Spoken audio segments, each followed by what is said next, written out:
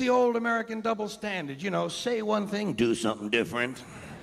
And of course, the country is founded on the double standard. That's our history. We were founded on a very basic double standard. This country was founded by slave owners who wanted to be free. Am I right? A group of slave owners who wanted to be free. So they killed a lot of white English people in order to continue owning their black African people so they could wipe out the rest of the red Indian people and move west and steal the rest of the land from the brown Mexican people, giving them a place to take off and drop their nuclear weapons on the yellow Japanese people. You know what the motto?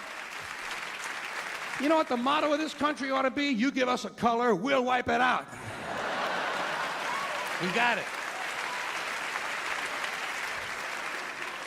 So anyway, about 80 years after the Constitution is ratified, 80 years later, the slaves are freed. Not so you'd really notice it, of course. Just sort of on paper. And that was, of course, during the Civil War. Now, there's another phrase I dearly love. That is a true oxymoron if I've ever heard one. Civil War. Do you think any country could really have a civil war? Say, pardon me. I'm awfully sorry. I'm awfully sorry. So, now, of course, the Civil War has been over for about 120 years, but not so you'd really notice it. Because we still have these people called Civil War buffs. People who thought it was a really keen war. And they study the battles carefully, and they try to improve on the strategies and the tactics to increase the body count, in case we have to go through it again sometime. In fact, some of these people actually get dressed up in uniform once a year and go out and refight these battles. You know what I say? Use live ammunition, assholes, would you please? You might just raise the intelligence level of the American gene pool.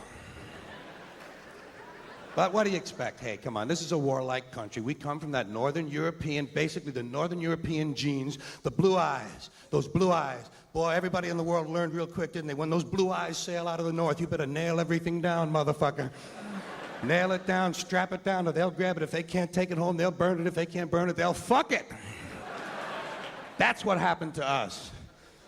And it's a warlike country, come on. I mean, forget foreign policy. Even the domestic rhetoric is warlike. Everything about our domestic policy invokes the thought of war. We don't like something in this country, we declare war on it. The war on poverty, the war on drugs, the war on crime, the war on AIDS, the war on cancer. We got the only national anthem that mentions fucking rockets and bombs in the goddamn thing. You know what I mean? All right.